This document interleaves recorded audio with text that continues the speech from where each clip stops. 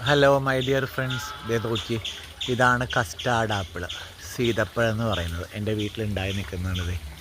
ഇഷ്ടം പോലെ ഇതായിട്ടുണ്ട് കണ്ടോ.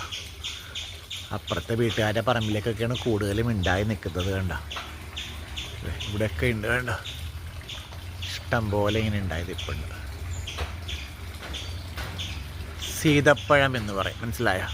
ഇതാണ് ഇതിൻ്റെ മരം വന്നിട്ട്. ഒരുപാട് വലിയ മരമൊന്നുമല്ല, ഒരു ചെറിയ മരമാണ് കണ്ടോ. ഇതാണ് ഇതിൻ്റെ മരം വന്നിട്ട്. ഇവിടെയൊക്കെ ഉണ്ടായത് ഇപ്പോൾ ഉണ്ട്. ഇപ്പുറത്തെ കൊമ്പിലൊക്കെ കണ്ടോ.